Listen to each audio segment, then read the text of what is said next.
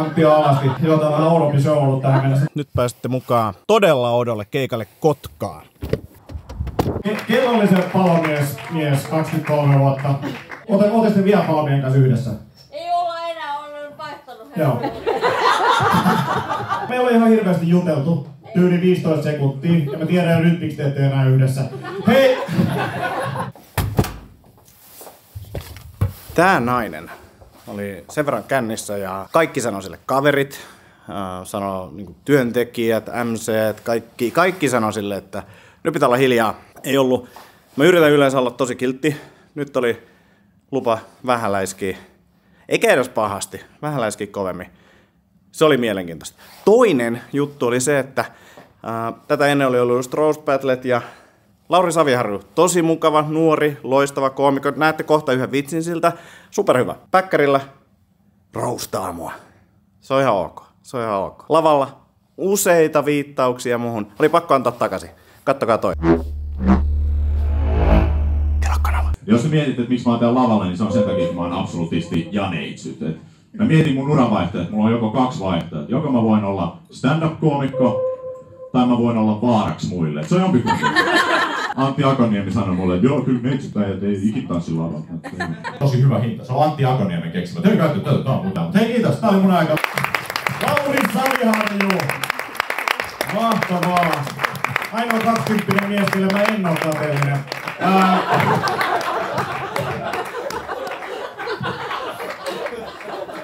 Sori.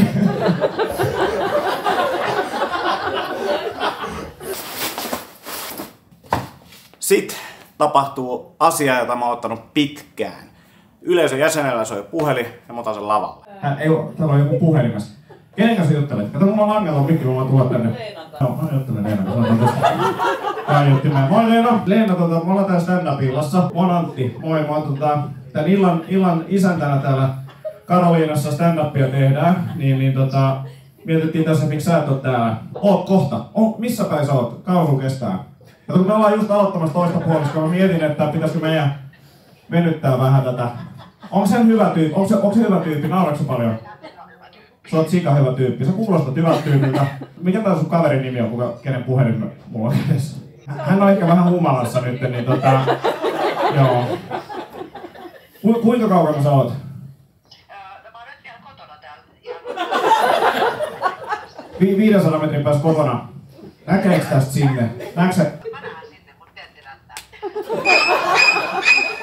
Mä en tiedä mikä se onnistuu, mutta kuinka nopeasti sä pääset tänne? Mulla on verkkarit ja ripu päässä. Näkisit mut. Antti on alasti. Antti Alasti. Jotain vähän oudompi show ollut tähän mennessä. Tuu tosi nopeasti ja voidaan tulla sulla, jos ottaisi ihan lähellä, voidaan tulla jatkoille. Tässä on siis ihan muutama tyyppi vaikka olisi tulossa. Ihan vapari joo. No meitä olisi Pete ja Aleksi ja... Sitten jos haluat vielä yhden Laurin neitsyyden, niin sekin olisi... Nyt tarjottu tehdä. Hei, kiitos todella. Mulla oli suunnitelma, kun mä tulin tähän lavalle, mutta se meni nyt ikkunasta.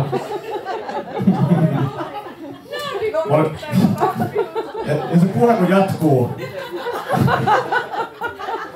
Tietysti kun te yritätte elää unelmaanne ja toteuttaa sitä, sit jengi vaan puhuu puhelimessa. Se tuu siis asuu tässä lähellä ja... Siinä oli Kotkan keikkareissu. Tykkään tommosesta kivasta meihemmistä, ei mennyt ihan liikaa siihen niin kuin sekoiluun, mutta just sopivasti vielä rajoilla. Oli kiva, en pystynyt tekemään ihan hirveästi materiaalia siitä johtuen, mutta oli hauskaa. Ja käykää katsomassa stand-upia livenä. Kotkan Karoliinassakin jatkuu illat kerran kuussa tietääkseni.